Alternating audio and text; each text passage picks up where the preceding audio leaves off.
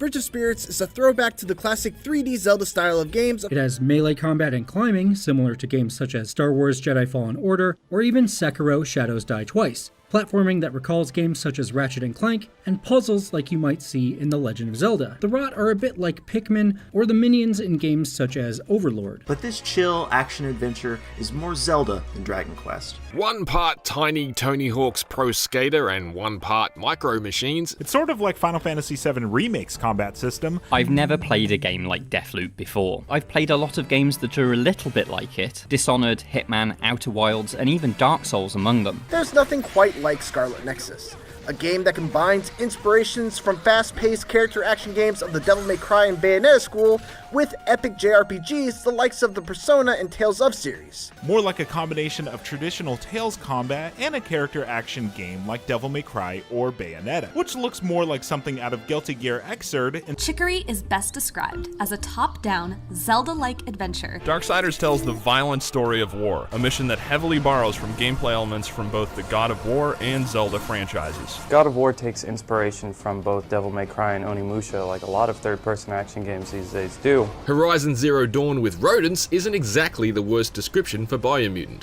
Hell, it even features a robot horse. Legend of Zelda Breath of the Wild, Borderlands, Devil May Cry. I will admit that when I initially saw a top-down action roguelite called Curse of the Dead Gods, complete with swords, bows, environmental hazards, and semi-random rewards, my first thought was, hey, this seems a bit like a Hades knockoff. In reality, Persona 5 Strikers is far closer to an action JRPG like Kingdom Hearts, with ideas from contemporaries such as Rocket League, Fortnite, and Overwatch. That's clearly inspired by a reverence for The Legend of Zelda Breath of the Wild. Alright, let's get this out of the way. Genshin Impact and its expansive world clearly draw inspiration from The Legend of Zelda Breath of the Wild. From the art style to the stamina-based climb anything mechanic to the gliding, it's impossible not to be reminded of it. Glide slowly through the air and climb any surface with a slowly depleting stamina bar, because Breath of the Wild made it so that that's just in every open world game now. Ghost of Tsushima's combat is like a witch's brew made with bits of the Batman Arkham series,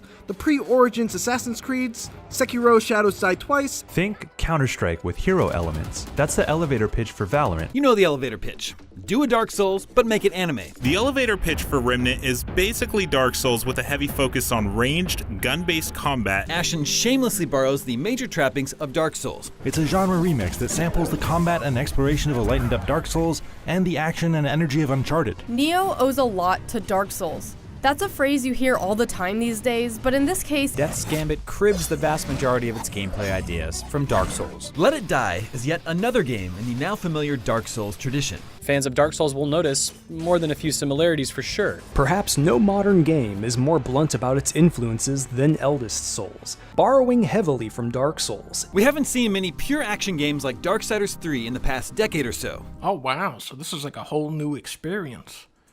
I can get on board with this. Darksiders 3 has taken some clear inspiration from Dark Souls.